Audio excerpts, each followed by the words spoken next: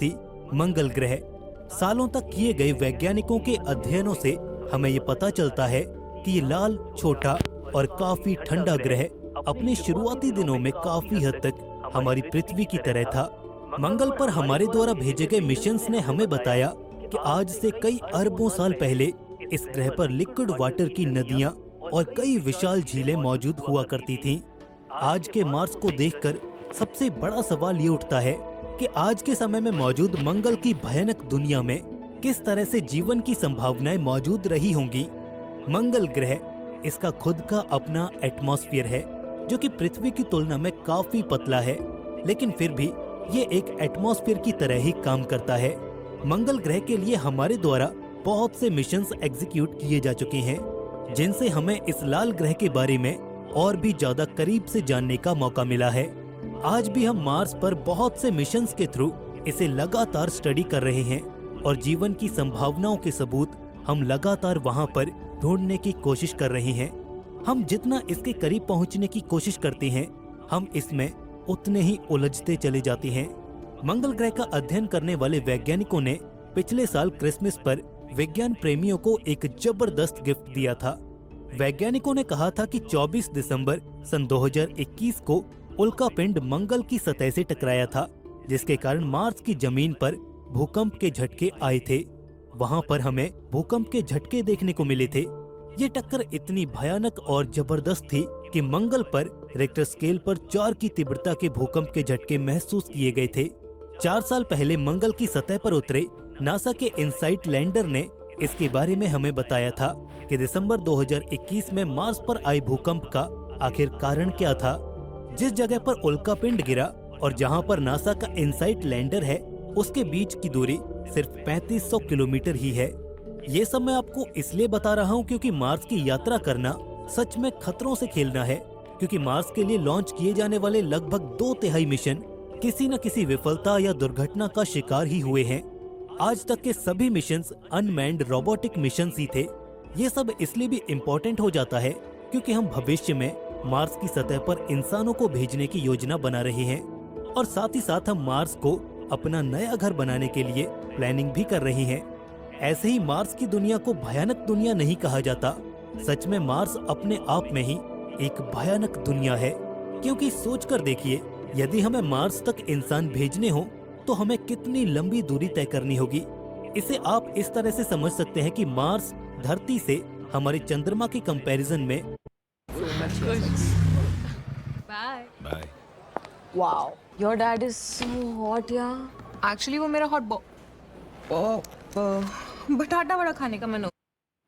करीब 150 गुना ज्यादा दूरी पर मौजूद है। हो सकता है कि आपको ये दूरी ज्यादा ना लग रही हो और आप सोच रहे होंगे कि जिस तरह से धरती से चांद तक हम पहुंच जाते हैं, ठीक उसी तरह से हम मंगल पर भी जा सकते हैं। लेकिन ऐसा नहीं है, क्योंकि हम अगर चांद पर भी गए हैं तो सिर्फ अमेरिका ही गया है। इसके अलावा ऐसी कोई भी टेक्नोलॉजी अभी तक विकसित नहीं हुई है कि चांद पर कोई भी देश आज के समय में कदम रख सके, और वो भी पूरी श्योरिटी के साथ। वो भी ये कह के कि हमारे अंतरिक्ष यात्रियों को वहाँ चांद पर कुछ भी नहीं होगा। यहाँ पर तो चांद पर जाने के लिए हम आपके वजन का 1/3 होगा। किस तरह से जीवन की संभावनाएं मौजूद रही होंगी। मंगल ग्रह, इसका खुद का अपना एटमॉस्फेयर है जो कि पृथ्वी की तुलना में काफी पतला है, लेकिन फिर भी ये एक एटमॉस्फेयर की तरह ही काम करता है। मंगल ग्रह के लिए हमारे द्वारा बहुत से मिशंस एग्जीक्यूट किए जा चुके हैं, जिनसे हमें इस लाल ग्रह के बारे में और भी ज्यादा करीब से जानने का मौका मिला है। आज भी हम मार्स पर बहुत से मिशंस के थ्रू इसे लगातार स्टडी कर रहे हैं और जीवन की संभावनाओं के सबूत हम लगातार वहां पर ढूंढने की कोशिश कर रहे हैं। हम जितना इसके करीब पहुंचने की कोशिश करते हैं, हम इसमें उतने ही उलझते चले जाते हैं।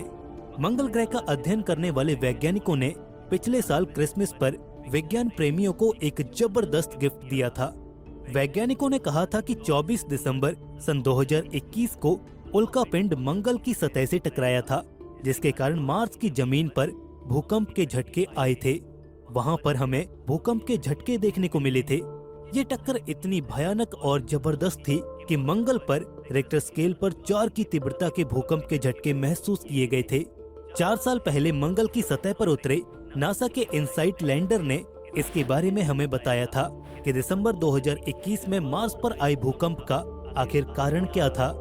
जिस जगह पर उल्कापिंड गिरा और जहां पर नासा का इनसाइट लैंडर है, उसके बीच की दूरी सिर्फ 3500 किलोमीटर ही है।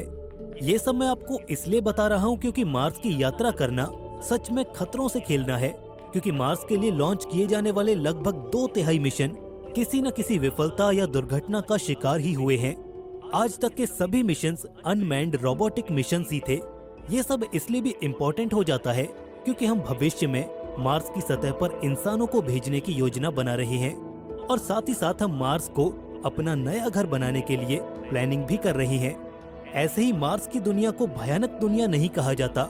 सच में मार्स अपने आप में ही एक भयानक दुनिया है, क्योंकि सोचकर देखिए, यदि हमें मार्स तक इंसान भेजने हो तो हमें कितनी लंबी दूरी तय करनी होगी। इसे आप इस तरह से समझ सकते हैं कि मार्स धरती से हमारे चंद्रमा के कंपैरिजन में ज्यादा दूरी पर मौजूद है। हो सकता है कि आपको ये दूरी ज्यादा न लग रही हो और आप सोच रहे होंगे कि जिस तरह से धरती से चांद तक हम पहुंच जाते हैं, ठीक उसी तरह से हम मंगल पर भी जा सकते हैं। लेकिन ऐसा नहीं है, क्योंकि हम अगर चांद पर भी गए हैं तो सिर्फ अमेरिका ही गया है। इसके अलावा ऐसी कोई भी टेक्नोलॉजी अभी तक विकसित नहीं हुई है कि चांद पर कोई भी देश आज के समय में कदम रख सके, और वो भी